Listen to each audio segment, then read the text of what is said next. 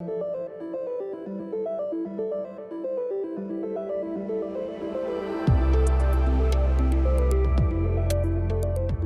turn on your Yellowtech IXM microphone, you have to press a combination of two buttons. And these buttons are the stop button on the playback keypad in combination with the record button on your dashboard.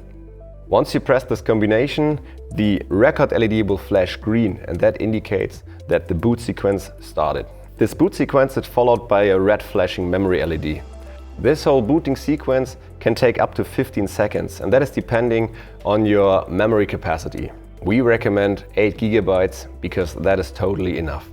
If you have no SD card inside, the memory LED will flash red continuously. To switch off the microphone, you again have to use a combination of two buttons, and that is again the stop button on the playback keypad, but this time with the stop button on your dashboard.